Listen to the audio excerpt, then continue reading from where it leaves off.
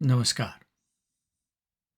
દેવી ભાગવતના ચોથા સ્કંધના 11મા અધ્યાયમાં આપનું સ્વાગત છે.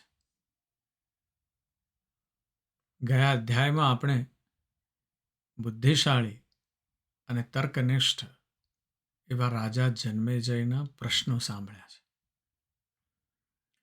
જે પ્રશ્નો આધ્યાત્મની કેડી પર શરૂ કરતા ચાલનારા પણ એક બુદ્ધિજીવી વ્યક્તિના છે, જે શંકા કરે છે અહંકારના મૂળભૂત સ્વરૂપ પર, અને એ આપણને પણ ચિંતન કરવા મજબૂર કરે છે. જન્મેજય શંકા કરે છે કે નર અને નારાયણ જેવા મહાન તપસ્વીઓ પણ યુદ્ધ જેવી રાજસિક પ્રવૃત્તિમાં કેવી રીતે સંડોવાઈ શકે, અને એ પણ આટલા લાંબા સમય સુધી. એટલે તેના જવાબમાં મહર્ષિ વ્યાસ એક સનાતન સત્ય પ્રગટ કરે છે, અને જણાવે છે કે અહંકાર એ શત્રુ નથી, પણ સત્વ, રજસ અને તમસ ગુણોમાંથી જન્મેલું આ સૃષ્ટિનું મૂળ કારણ છે. તે સમજાવે છે કે સાક્ષાત બ્રહ્મા, વિષ્ણુ અને મહેશ પણ અહંકારમાંથી પાર નથી ઉતરતા, કારણ કે કર્મનો નિયમ છે. જ્યારે જ્યારે પણ બ્રહ્મા, વિષ્ણુ કે મહેશ દેહ ધારણ કરે છે, ત્યારે અહંકાર પ્રગટ થાય જ છે. અને વ્યાસજી એક મોટું રહસ્ય ખોલે છે કે ભગવાન વિષ્ણુના જે દિવ્ય અવતારોને આપણે તેમની લીલા માનીએ છીએ ને, તે વાસ્તવમાં મહર્ષિ ભૃગુ દ્વારા અપાયેલા એક ભયાનક શ્રાપનું પરિણામ હતા. અને આ શ્રાપની પૃષ્ઠભૂમિ તૈયાર કરવા માટે આ કથા આપણને દેવદાનવના એ સંઘર્ષના એ તબક્કામાં લઈ જાય છે. અને આ તબક્કામાં દેવોએ ભગવાન વિષ્ણુની સહાયથી પોતાના ગુરુ શુક્રાચાર્યના શરણે ગયેલા નિશસ્ત્ર દાનવો પર અધર્મયુક્ત હુમલો કરી દીધો છે. અને આણે જ એક મહાન શ્રાપના બીજ રોપ્યા છે. દેવો પોતે અધર્મનું કાર્ય કરી ચૂક્યા છે. આજે એક બીજો અધર્મ થવાનો છે, એની વાત કરવાની છે. ધર્મની મર્યાદા ચૂકી જવાના છે ખુદ ભગવાન વિષ્ણુ પણ. આપણે એક વાર સાંભળ્યું છે કે શ્રી કૃષ્ણ મહાભારતના યુદ્ધમાં કર્ણના બાણ એવા છેદી રહ્યા છે બધાને, કેટલા ઉગ્ર થઈ જાય છે કે એક વખત હાથમાં ચક્ર ધારણ કરીને, સુદર્શન ચક્ર ધારણ કરીને ફેંકવાની અવસ્થામાં આવી ગયા છે. એવી જ ઘટના કંઈક આજે સાંભળવી છે. એટલે આજની આપણી જે કથા છે ત્યાંથી શરૂ થાય છે, જ્યાં દેવતાઓ શુક્રાચાર્યના અભય મંત્રથી ભયભીત થઈને ભાગી ગયા છે. હણવા તો આવ્યા છે, પણ ત્યાં શુક્રાચાર્યએ મંત્ર સ્થાપ્યો છે, અને એટલે દેવતાઓ પાછા ભાગ્યા છે. દાનવોને હવે શાંતિ થઈ છે, યુદ્ધ ભૂમિ પર શાંતિ છે. પણ એ શાંતિ જે છે સ્મશાન જેવી છે. દાનવો કંઈ જીત્યા નથી. ભલે દેવો ભાગી ગયા હોય, પણ દાનવો જીત્યા નથી, માત્ર બચ્યા છે. તેમનું જે હૃદય છે એ ભય અને નિરાશાથી ભરાઈ ગયું છે. અને આ સમયે દૈત્યોના મહાન ગુરુ, કુશાગ્ર બુદ્ધિના સ્વામી શુક્રાચાર્યએ પોતાના હતાશ શિષ્યોને ભેગા કર્યા, અને શુક્રાચાર્યની આંખોમાં ભવિષ્યનું ચિત્ર સ્પષ્ટ હતું. એટલે તેમણે કહ્યું કે હે દૈત્યો, સાંભળો. બ્રહ્માજીએ મને કહ્યું છે કે સાક્ષાત ભગવાન વિષ્ણુ પોતે જ દાનવોનો સંહાર કરવા માટે તત્પર થયા છે. હિરણ્યાક્ષ અને હિરણ્યકશ્યપુ જેવા મહાન યોદ્ધાઓને તેમણે જ માર્યા હતા. અને તેમની દિવ્ય શક્તિ સામે મારી જે મંત્ર શક્તિ છે અત્યારે અપૂરતી છે. શુક્રાચાર્ય પોતે એક મહાન ગુરુ છે, પણ પોતાની મર્યાદા સ્વીકારી રહ્યા છે. આપણી અંદર પણ આ સ્વીકારવાની અવસ્થા હોવી જોઈએ. આપણે આમ તો બહુ ઇઝીલી કહી દઈએ છીએ કે ભાઈ મને આ નથી આવડતું, આપણી મર્યાદા સ્વીકારી લઈએ છીએ. પણ અંદર ઈગો જે બેઠેલો છે એ સતત બોલ્યા કરે છે, પણ હું પણ કંઈક છું. પણ શુક્રાચાર્ય મર્યાદા સ્વીકારી હોવા છતાં પણ નિરાશ નથી થયા. એટલે તેમણે દૈત્યોને કીધું કે તમે થોડો સમય ધીરજ ધરો. હું હવે ભગવાન મહાદેવ પાસે જઈશ અને તેમની પાસેથી એવો અમોઘ મંત્ર પ્રાપ્ત કરીશ કે જે દેવોના ગુરુ બૃહસ્પતિ પાસે પણ નથી. અને એ મંત્ર શક્તિથી હું તમારું રક્ષણ કરીશ. દૈત્યોના આ પરાજયમાંથી શુક્રાચાર્યની અંદર આ જન્મેલી દીર્ઘદ્રષ્ટિ છે. આ એક મહાન સેનાપતિની વ્યૂહરચના છે. આ સમજવું બહુ જરૂરી છે કે જ્યારે શત્રુ ખૂબ શક્તિશાળી હોય ત્યારે તેનો સીધો સંઘર્ષ કરવાને બદલે પીછેહટ કરીને પોતાની શક્તિ વધારવી જોઈએ.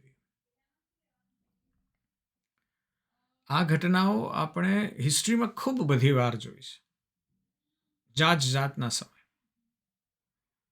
3 ઉદાહરણ આપું છું. પહેલું છે ફેબિયસ મેક્સિમસ કરીને એક રોમન યોદ્ધા છે, રોમન સેનાપતિ છે. એને યુદ્ધ થયું છે હેનિબલ સાથે. અને એક ક્લાસિકલ ઉદાહરણ છે જેના પરથી આ પીછેહટની જે સ્ટ્રેટેજી છે, જેને આપણે રણછોડ સ્ટ્રેટેજી કહીએ છીએ, કૃષ્ણ પણ ભાગ્યા હતા. એને મોડર્ન વોરફેરમાં, અત્યારનું જે મોડર્ન વોરફેર છે એમાં એને ફેબિયન સ્ટ્રેટેજી કહેવામાં આવે છે. એટલે ઈસવીસન પૂર્વે 3જી સદીની વાત છે અને કાર્થેજ નામનું નગર છે. કાર્થેજનો મહાન સેનાપતિ છે હેનિબલ. અને હેનિબલ પોતાની વિશાળ સેનાને લઈને આલ્પ્સનો આખો પર્વત ઓળંગીને રોમ પર ચઢી આવે છે. અને રોમન સેનાને એક પછી એક ભયંકર પરાજય આપી રહ્યો છે. રોમનું અસ્તિત્વ હવે સંકટમાં છે. અને તે સમયે રોમના જે સેનાપતિ છે એનું નામ છે ક્વિન્ટસ ફેબિયસ મેક્સિમસ. એ અત્યારે સર્વખત્યાર બનીને રાજ્ય કરે છે. પણ ફેબિયસ જાણે છે કે હેનિબલ યુદ્ધના મેદાનમાં અજેય છે અને રોમન સેના હવે એટલી મજબૂત રહી નથી. એટલે હેનિબલ સાથે સીધું યુદ્ધ કરવાનું સંપૂર્ણપણે ટાળે છે. અને તેના બદલે તે પોતાની સેનાને પહાડોમાં રાખીને હેનિબલની સેનાને સતત પરેશાન કરવાનું શરૂ કરે છે. કે હેનિબલની સેના ખૂબ મોટી છે, એટલે જાત જાતની જગ્યાએ રોકાયેલી છે. તો એ સેનાને ખાવા પીવાની જે સામગ્રી પહોંચાડનારી જે ટુકડી હોય તેના પર નાના નાના હુમલા કરે છે. અને આ નીતિથી હેનિબલની સેના ધીમે ધીમે થાકવા માંડી છે, ભૂખે મરવા માંડી છે, જુસ્સો તૂટી ગયો છે એનો. અને રોમના લોકો જે શરૂઆતમાં ફેબિયસને ડરપોક કહેતા હતા, પણ અંતે તેની જ આ રાજનીતિ અને તેની જ આ રણનીતિએ રોમને બચાવી લીધો. એણે સીધો સંઘર્ષ ટાળીને સમય અને ધીરજથી શક્તિશાળી શત્રુને થકવી દીધો. આવી જ ઘટના બની છે 18મી સદીમાં. 18 ને 19મી સદીની વાત છે. યુરોપના ઇતિહાસમાં રશિયા અને નેપોલિયન બોનાપાર્ટ વચ્ચેનું યુદ્ધ છે. 1812ની સાલમાં ફ્રાન્સનો સમ્રાટ બન્યો છે નેપોલિયન. એને દુનિયાનો સૌથી મહાન સેનાપતિ ગણવામાં આવે છે. એ 6 લાખ લોકોની લગભગ 6 લાખ લોકોની સેના લઈને રશિયા પર આક્રમણ કરવા નીકળી ગયો છે. અને એ વખતે રશિયાના સેનાપતિનું નામ છે મિખાઇલ કુતુસોવ. અને કુતુસોવ જાણે છે કે નેપોલિયનને સીધો યુદ્ધમાં હરાવી શકાશે નહીં. 6 લાખની સેના લઈને આવી રહ્યો છે. અને એટલે કઠોર નિર્ણય લે છે અને પોતાની સેનાને સતત પાછી હટાવવાની શરૂ કરે છે. અને જેમ જેમ નેપોલિયનની સેના આગળ વધતી જાય તેમ તેમ રશિયન સેના લોકો અને પોતાના જ ગામડા અને ખેતરોને આગ લગાવતા જાય. પહેલા તો લોકો કહે છે કે આ કુતુઝોવ શું કરે છે, પણ જેમ જેમ નેપોલિયન આગળ વધે છે, 6 લાખની સેના છે, એની સાથેનું તો બધું ખાવા પીવાનું લઈને નીકળ્યા ના હોય, જે ગામમાંથી મળવાનું છે એ જ લેવાનું છે. પણ ગામને આગ લાગી છે, ખેતરોને આગ લાગી છે. નેપોલિયનની સેના પાસે ખાવાનું પીવાનું રહેવાનું કંઈ મળે જ નહીં. અને આમ કરીને છેક મોસ્કો સુધી આવવા દીધો. અને છેલ્લે મોસ્કોને પણ કુતુઝોવે આગ લગાડી દીધી અને ખાલી કરી નાખ્યો. એટલે નેપોલિયન મોટો જીતનો પરચમ લઈને મોસ્કો તો પહોંચ્યો, પણ જોયું તો આખું બળેલું રાખનું શહેર હતું. અને હવે રશિયાની ભયાનક ઠંડી શરૂ થઈ હતી. વાત એમ છે કે નેપોલિયને શરૂઆત કરી હતી સ્પ્રિંગમાં, અને પહોંચતા 6-8 મહિના થયા, અને 6-8 મહિના સુધીમાં તો ઠંડીની ભયાનક શરૂઆત થઈ ગઈ છે. અને ભૂખ ને ઠંડી ને નાના નાના પેલા હુમલાઓ કર્યા કરે કુતુઝોવ. એના કારણે નેપોલિયનની એ મહાન સેના બરબાદ થઈ ગઈ. 6 લાખ સૈનિકોથી માંડ 1 લાખ બચવા પામ્યા. રશિયાએ પોતાનો પ્રદેશ ગુમાવીને, પીછેહટ કરીને ઇતિહાસની સૌથી શક્તિશાળી શત્રુ સેનાને એ વખતે પરાજય આપ્યો હતો. આવી જ ઘટના 20મી સદીમાં બની છે. સંદર્ભ છે આપણો 1934, વર્લ્ડ વોર I અને વર્લ્ડ વોર II વચ્ચેની ઘટનાની વાત છે. ચીનમાં આપણે પહોંચ્યા છીએ યુરોપમાંથી. અને ચીનમાં સામ્યવાદી કમ્યુનિસ્ટ અને રાષ્ટ્રવાદી નેશનાલિસ્ટ એ બે સેનાઓ વચ્ચે ગૃહયુદ્ધ ચાલી રહ્યું છે. રાષ્ટ્રવાદી સેના ખૂબ શક્તિશાળી છે, માણસો વધારે છે. અને આ તરફ એની સામે એક ટીચર, એક શિક્ષકે બનાવેલી સેના છે, માઓ ઝેડોંગની. અને માઓની કમ્યુનિસ્ટ સેનાને આ નેશનાલિસ્ટ સેનાએ ચારે બાજુથી ઘેરી લીધી છે. માઓ પાસે 2 રસ્તા છે. એક કે જનૂનથી લડી લો છેલ્લું જે લડાય એટલું. પણ એ વિચારે છે કે આમાં તો મારી જ સેનાનો વિનાશ થશે. એટલે પોતાની સેનાને સંપૂર્ણ વિનાશથી બચાવવા માટે માઓ ઝેડોંગ એક ઐતિહાસિક પીછેહટ કરવાનો નિર્ણય લે છે.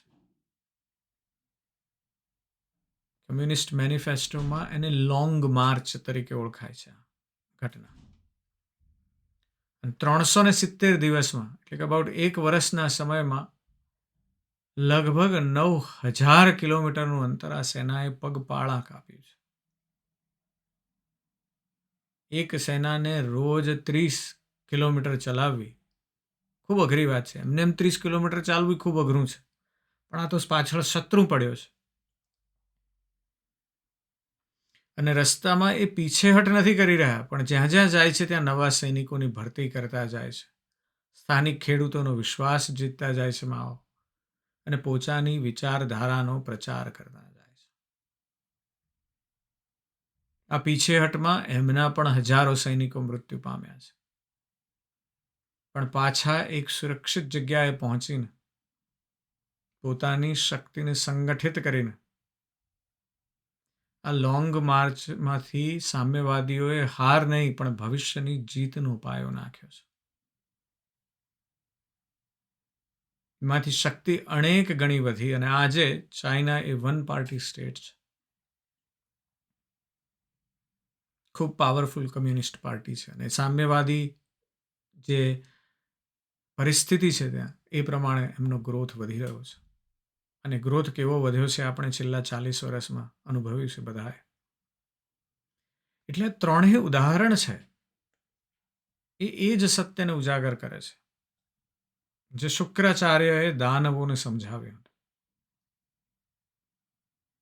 કે રણનીતિમાં ક્યારેક પાછા હટવું એ હાર નહીં, પણ ભવિષ્યના વિજય તરફ પહેલું અને સૌથી બુદ્ધિમાની ભર્યું પગલું હોય છે. આપણે પણ આ સમજવાની જરૂર છે કે આખો વખત લડવાથી કશું જીતી નથી શકાતું, સ્ટ્રોંગ બનવાથી જીતી શકાય છે. અને એટલે શુક્રાચાર્યએ દાનવોને કીધું છે કે હું મહાદેવ પાસે જઉં છું. આજે તો હારી ગયા છે, નિરાશ છીએ, ખબર છે, શક્તિહીન છીએ એ પણ ખબર છે, પણ એનો અર્થ એ નથી કે કાલે પણ એવું જ હશે. પણ કાલ માટે તૈયારી તો કરવી પડશે ને. આ કહીને શુક્રાચાર્ય જાય છે ત્યારે દાનવોએ ચિંતા વ્યક્ત કરી છે. દાનવો કહે છે કે ગુરુદેવ, અમે તો નિર્બળ છીએ, અમારા યોદ્ધાઓ મરાઈ ગયા છે, તમે પાછા આવશો ત્યાં સુધી અમે કેવી રીતે ટકી શકીશું? શુક્રાચાર્ય ત્યારે તેમને રાજનીતિનો અમર સિદ્ધાંત સમજાવે છે. શુક્રાચાર્ય કહે છે દાનવોને કે બુદ્ધિશાળી લોકો સમય અને સંજોગો જોઈને સામ, દામ, ભેદ અને દંડનો ઉપયોગ કરે છે. કહે છે કે અત્યારે આપણો સમય ખરાબ છે, તેથી તમે દેવો સાથે સંધિ કરી લો. નમ્રતાનો ઢોળ કરવો પડે તો કરો. કહો કે અમે શસ્ત્રો ત્યાગીને તપ કરવા માંગીએ છીએ. એટલે જ્યારે સમય પ્રતિકૂળ હોય ત્યારે શત્રુની સેવા કરવામાં પણ વાંધો નથી. પાંડવોએ પણ કર્યું છે. 1 વર્ષનો અજ્ઞાતવાસ છે ત્યારે અર્જુને પણ સ્ત્રી સ્વરૂપ લેવું પડ્યું છે. અને જેવો સમય અનુકૂળ થાય અને આપણી શક્તિ વધે કે તરત જ શત્રુનો નાશ કરવો. શુક્રાચાર્ય આવું કહે છે. અને આવું કડવું પણ વ્યવહારિક સત્ય સમજાવીને શુક્રાચાર્ય કૈલાસ જવા નીકળ્યા. આ તરફ દાનવોએ સત્યવાદી અને ધર્માત્મા પ્રહલાદને પોતાના દૂત બનાવી અને દેવો પાસે સંધિનો પ્રસ્તાવ મોકલ્યો છે. પ્રહલાદની પ્રતિષ્ઠા એટલી નિર્મળ હતી કે દેવોએ તરત જ તેમની વાત માની લીધી અને પછી નિશ્ચિંત થઈને દેવો સ્વર્ગના ભોગ વિલાસમાં ડૂબી ગયા. અને દાનવો કશ્યપ ઋષિના આશ્રમમાં તપસ્વીનો વેશ ધારણ કરીને પોતાના ગુરુની રાહ જોતા શક્તિ સંચય કરવા લાગ્યા.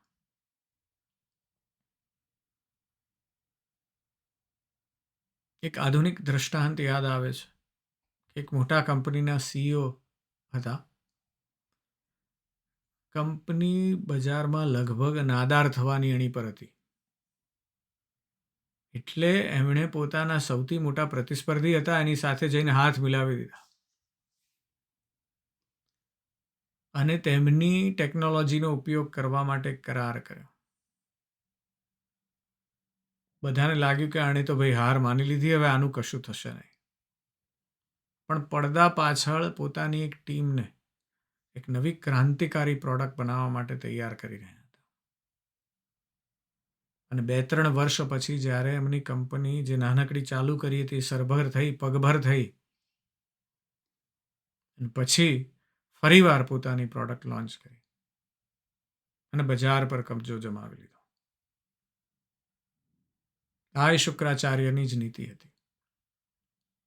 એટલે આ નીતિ ચારે તરફ ઉપયોગ થઈ છે. એટલે શીખવાનું ઘણું છે આમાંથી.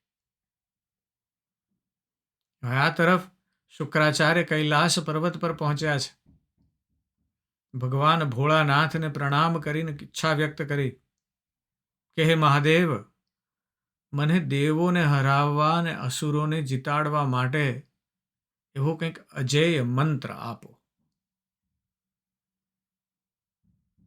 ભગવાન શંકર તો અંતર્યામી હતા. જાણી ગયા કે આ શુક્રાચાર્યનો હેતુ તો બદલો લેવાનો છે. એ પણ જાણતા હતા કે આ શુક્રાચાર્ય એમના બહુ મોટા ભક્ત છે. એટલે એમણે નક્કી કર્યું કે પહેલા તો કસોટી કરવી પડશે. તેમણે શુક્રાચાર્યને કહ્યું મહાદેવજીએ કે હે ભાર્ગવ, તને મંત્ર તો આપું, પણ એના માટે એક અત્યંત કઠોર અને લગભગ અશક્ય વ્રત કરવું પડશે. તારે પૂરા 1000 વર્ષ સુધી પગ ઊંચા ને માથું નીચું રાખીને અને આખો વખત નીચેથી સળગતા ભૂસાનો ધુમાડો હોય એ શ્વાસમાં લેવો પડશે. આવું આપણને કોઈ કહે કે તમારે પગ ઊંચા ને માથું નીચું રાખવાનું છે, શીર્ષાસન આમે થતા નથી આપણાથી. અને કોઈ એમ કે આવું ક્યાંય વર્ષો સુધી કરવાનું છે અને એમાંય પાછું નાકમાં સતત ધૂણી જવી જોઈએ, આપણે તો વિચારી પણ ન શકીએ. પણ શુક્રાચાર્યનો સંકલ્પ અડગ હતો. એક ક્ષણનો પણ વિચાર કર્યા વિના શુક્રાચાર્યએ કહ્યું તથાસ્તુ, હું આ વ્રત કરીશ. અને એ ભયાનક તપસ્યામાં લીન થઈ ગયા. આજે શુક્રાચાર્યની જે તપસ્યા છે ને, એવી તપસ્યા આપણે ઘણા બધા બીજા બધા પણ મિથોલોજીમાં જોવા મળે છે. એક વર્ષ પહેલા આપણે સ્કેન્ડિનેવિયાની મિથોલોજીની વાત કરી છે, ઓડિનની. નોર્સ કથાઓ કહેવાય છે ને, સ્કેન્ડિનેવિયાની જે કથાઓ છે, વાઇકિંગની કથાઓ. ઓડિન જે છે ને, નોર્સ પૌરાણિક કથાઓમાં દેવતાઓનો રાજા કહેવાય છે. એને ઓલ ફાધર એટલે કે સર્વપિતા કહેવામાં આવે છે. અને તેની ઓળખ ખાલી રાજા તરીકે નથી, પણ એ જ્ઞાનના ભૂખ્યા તપસ્વી અને જાદુગર તરીકેની છે. એમની એક જ આંખ હતી એવું કહેવાય છે, કારણ કે બીજી આંખ તેમણે સૃષ્ટિના સૌથી ઊંડા કૂવામાંથી જ્ઞાનનું એક ટીપું પીવા માટે ગીરવે મૂકી દીધી હતી. નિરંતર અતૃપ્ત ભાવે જ્ઞાનની શોધમાં રહેતા ઓડિન આવી વ્યક્તિ છે. એક આંખ આપી દીધી છે જ્ઞાન માટે. અને ઓડિન જે જ્ઞાન મેળવવા માંગતા હતા તે હતું રુન્સનું રહસ્ય. આમ રુન્સનો અર્થ એવો થાય કક્કો બારખડી, આપણી એમ સમજવાનું, અક્ષરો કે કક્કો બારખડી. પણ એક રીતે ઓડિનની દ્રષ્ટિએ જોઈએ તો એ સૃષ્ટિના મૂળભૂત રહસ્યો, ભાગ્યના લેખ અને જાદુઈ શક્તિઓના જીવંત પ્રતીક હતા. જે રુન્સને જાણી લે તે ભાગ્યને બદલી શકે. ભવિષ્યને જોઈ શકે અને પ્રકૃતિના તત્વો પર શાસન કરી શકે. એટલે આ શુક્રાચાર્યએ જે માંગ્યું છે એવું શિવનું અમોઘ મંત્રની બરાબર હતું. જ્ઞાન પ્રાપ્તિનો માર્ગ હતો.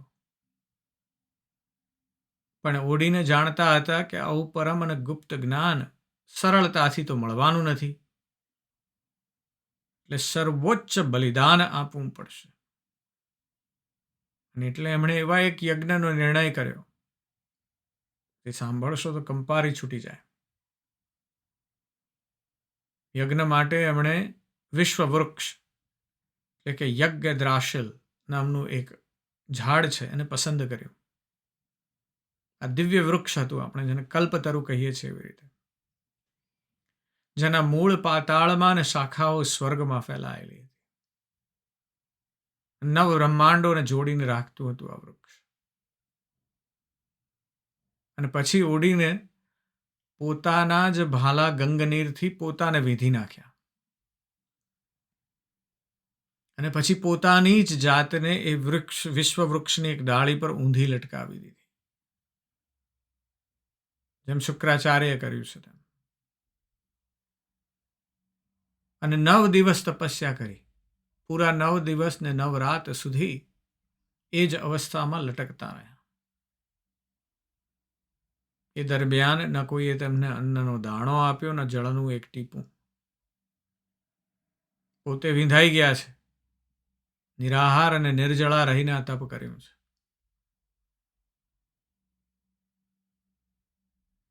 આ પ્રસંગનું સૌથી ગહન રહસ્ય એ છે, આ મર્મની વાત છે, કે જેમ આપણા વૈદિક યજ્ઞોમાં હોય છે એમ અહીં ઓડિન પોતે જ યજ્ઞ કરનાર યજમાન છે. પોતે જ યજ્ઞનું હવન છે, પોતે જ બલિ છે અને પોતે જ યજ્ઞના દેવતા પણ છે. એમને જ યજ્ઞ અર્પણ થઈ રહ્યો છે. એમણે પોતાની જ જાતને પોતાની જાત માટે અર્પણ કરી દીધી છે. અને આવા યજ્ઞની 9મી રાતના અંતે જ્ઞાનનો સાક્ષાત્કાર થાય છે. મૃત્યુ અને ચેતનાની વચ્ચેની જે પેલી પાતળી રેખા છે ત્યાં તેમને દિવ્ય દ્રષ્ટિ ખુલી જાય છે. અને વૃક્ષના નીચેના મૂળમાં જોવે છે, ત્યાં નીચે મૂળમાં, તો ત્યાં તેમને રુંજના રહસ્યમય આકારો દેખાય છે. કહેવાય છે કે એક ભયાનક ચીસ પાડીને એમણે રહસ્યોને પકડી લીધા અને પોતાની ચેતનામાં સમાવી લીધા. અને આ તપસ્યા પછી ઓડિન પુનર્જીવિત થયા છે. અને હવે તેઓ માત્ર એક દેવતા નહોતા, પણ જ્ઞાનના ભંડાર હતા. શક્તિઓ અનેક ગણી વધી ગઈ હતી. એટલે શુક્રાચાર્ય અને ઓડિન બંનેની કથાઓ આપણને એક સનાતન સત્ય શીખવે છે કે મહાનતાની પ્રાપ્તિ માટે મહાન ત્યાગ એટલો જ અનિવાર્ય છે. જ્ઞાન, શક્તિ કે સિદ્ધિ છે એ બજારમાં વેચાતી વસ્તુઓ નથી કે તમે પૈસા આપીને ખરીદી શકો. તેના માટે એનો જે સાધક છે, જ્ઞાન, શક્તિ કે સિદ્ધિ ગમે તેનો સાધક છે, એણે પોતાના અહંકાર, પોતાના સુખ અને પોતાના શરીર શુદ્ધાની આહુતિ આપવી પડે છે. અને પછી ભલે ને હિમાલયની ગુફા હોય કે સ્કેન્ડિનેવિયાનું જંગલ, ભલે ને મંત્ર હોય કે રૂન, સાચો સાધક જાણે છે કે તપસ્યાની અગ્નિમાં તપ્યા વિના જ્ઞાનનું સુવર્ણ પ્રાપ્ત થતું જ નથી.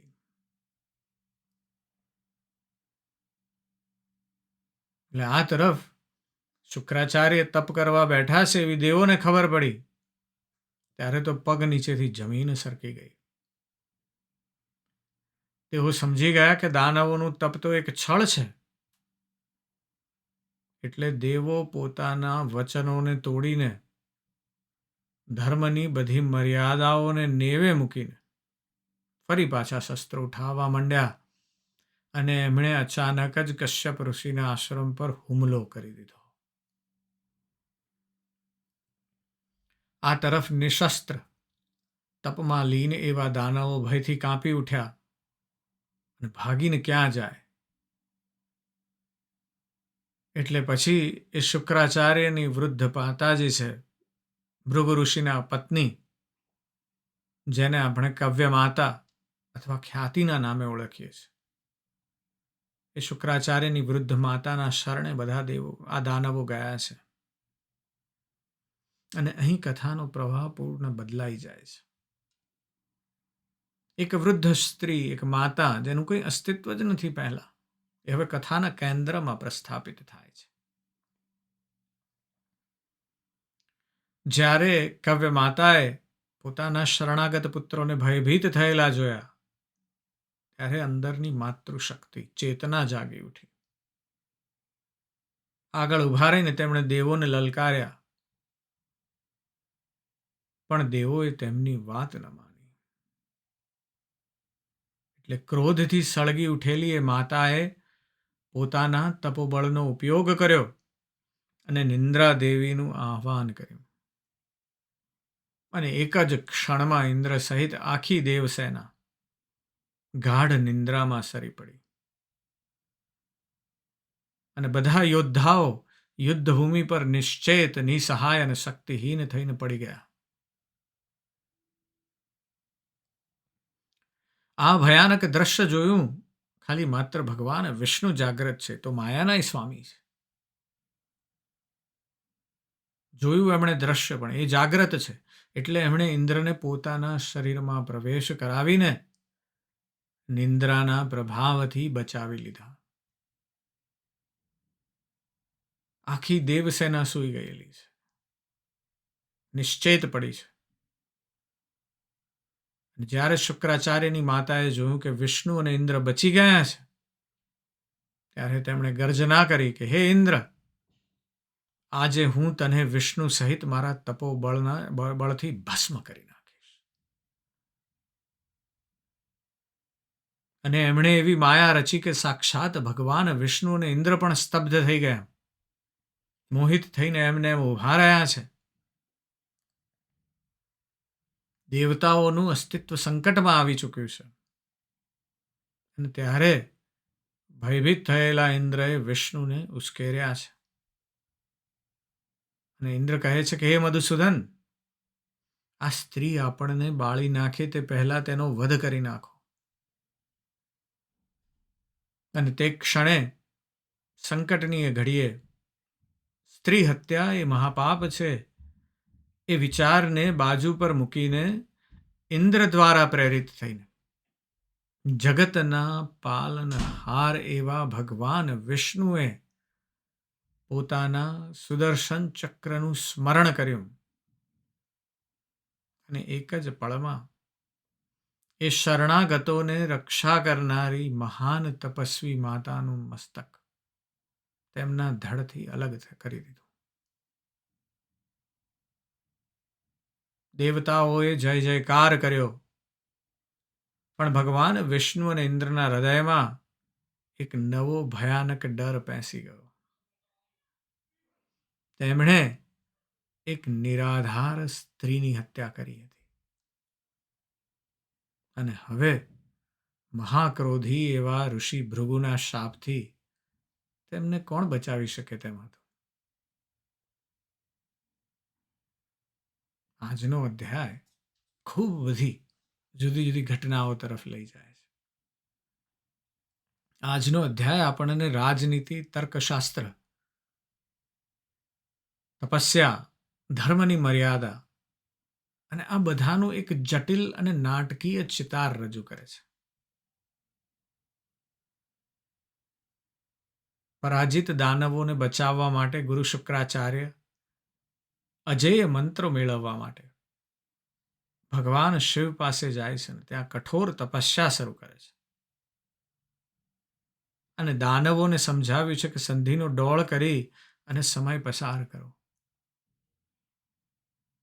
દેવતાઓને આ છળની ખબર પડે છે, એટલે વચન તોડીને નિશસ્ત્ર દાનવો પર હુમલો કરે છે અને દાનવો શુક્રાચાર્યની માતાને શરણે જાય છે. અને ત્યારે એ વૃદ્ધ માતા પોતાના અદ્ભુત તપોબળથી ઇન્દ્ર સહિત સમગ્ર દેવસેનાને નિંદ્રાધીન કરી દે છે. અને અંતે ભયભીત ઇન્દ્રની ઉશ્કેરણીથી સાક્ષાત ભગવાન વિષ્ણુ સ્ત્રી હત્યા જેવું મહાપાપ કરીને સુદર્શન ચક્રથી તે વૃદ્ધ તપસ્વિનીનો વધ કરે છે. એટલે મર્મની વાત અહીંયા એ છે કે વિજયનો અંધમોહ અને સત્તાની લાલસા દેવોને પણ અધર્મના માર્ગે દોરી શકે છે. આપણે આ સતત સમજવાનું છે કે આપણી અંદર આ વિજયનો અંધમોહ પ્રગટતો નથી ને. આ સત્તાની લાલસા, આ હું કંઈક છું એની ભાવના વધારે ને વધારે પ્રજ્વલિત થતી નથી ને. જો થશે તો અધર્મના માર્ગે ચાલવાનું ચાલુ થઈ જશે. આ અધ્યાય આપણને શીખવે છે કે સાધન ને શુદ્ધિ વિના મેળવેલી જે સફળતા છે ને એ અંતે વિનાશ જ નોતરે છે. અને શરણાગત પર પ્રહાર કરવો કે એક સ્ત્રીનો વધ કરવો એ એવું પાપ છે જેના ભયંકર પરિણામથી સાક્ષાત ભગવાન પણ બચી શકતા નથી.